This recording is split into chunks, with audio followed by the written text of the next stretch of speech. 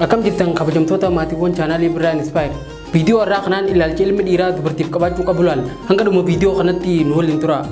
Kaneen haaraa taatan subscribe godha, like fi share godhus hin dagatinaa. Dubartii jechuun uumama wareegamaa fi jaalalaan guutame jechuudha. Obboleessa kiyyaa sababa boo'icha intala dhalaa hin ta'in imimmaan dubartii yeroo laalan akka bishaan baala mukarra konkolaatutti yoo bareedallee guyyaa tokko garuu galaana guddaa fuudhee si dhabamsiisu ta'uu mala. Dubartiin mi'eessituu jireenya lafaatii beek. Dubartiin haala hamaa keessatti illee qoflaa fi gammachuu siif uumuu dandeessu. Sodaataa gootumsitii wallaalaa barsiifti. Dubartii yoo ati jaalala qulqulluu kan ta'eef harka kudhaniin baay'eeftee si deebifti. Dubartiin salphumatti akka ati ijatee ija keetiin agartu si godhuu dandeessi. Dubartii jechuun nama biraa hin ta'in haadha, obboleettii fi intala teefaadha. Jabeenyi ilma dhiiraa tokko kan ittiin beekuu dandeenyu keessaa guddaan walitti dhufeenya inni dubartoota waliin qabudha. Akkaataa inni itti dubartoota keessummeessu jechuudha. Walitti dhufeenya dhiirri jabaan tokko dubartoota waliin qabaachuu qabu keessaa muraasa haa laallu. Tokkoffaa dubartii dhaggeeffadhu. Dhiironni Maars irraa dubartoonni immoo Veenus irraa ijaama. Adda adda jechuudha.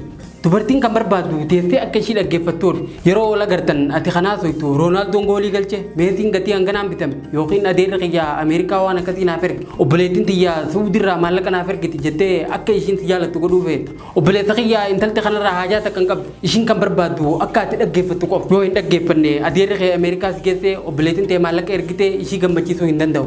Dura yeroo kannii fi dhaggeeffadhu.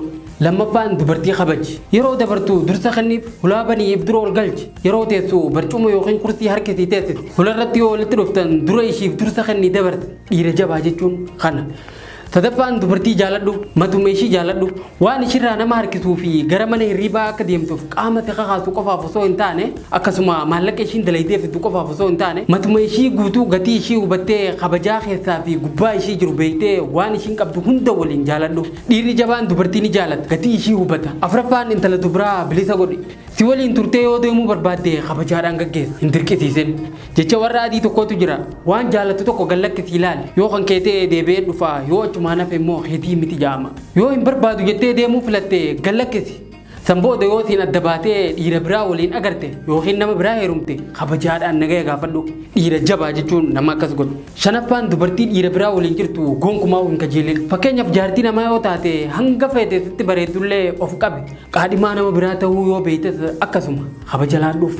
Akkuma reestooraantii yookiin kaaffee seentan intala hedduu bareeddu takka dhiira biraa waliin ishii teessu yoo agarte hin takkasin teetii miti tan nama biraati. Hiriyaan kee yoo dubbisuu barbaadellee dhiisi nama waliin jirti kabaji ja'iin.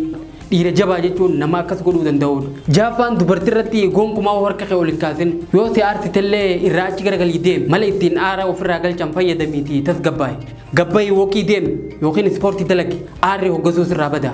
Erga aara buufatte booda biratti deebi. Gonkumaa dhahuuf yaalin intala dhalaa dhahuun amantii fi safuun illee dhoorkan. Torbaffaan dubartii gargaari. Meeshaa baattee yoo agarte gargaari. Dubartiin dadhabduu fi dhiiraa ga'uu waan taateef osoo hin tahin dubartiin ni ulfooyti. Dubartiin ni hoosifti. Kabajuma ishiitifuu gargaari. Dhiira jabaa jechuun kan dubartii gargaaru. Saddeettaffaan dubartii dinqisiifadhu. Bareedina ishii itti himi dandeettii fi cimina ishiin qabdu dubbadhuutii dinqisiifadhu. Aarsaa ishiin jaalalamaatti ishiitiif kafaltuuf galatoonfadhu. Waan dhiirti meeqa godhuu hin dandeenye akka godhaa jirtu himiif.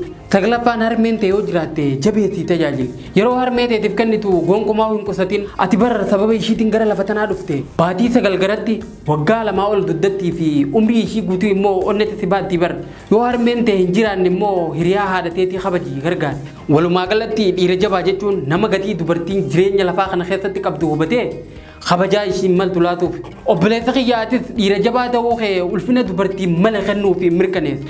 Egaa kabajamtoota maatiiwwan chaanaalii Birraa Inspire kanarraa asumarratti golabne. Viidiyoo kana like fi share godhuu hin dagatinaa. Viidiyoo haaraa fi yaada haaraan hanga walitti deebinutti yeroo jaalalaa naaf qabaadhaa.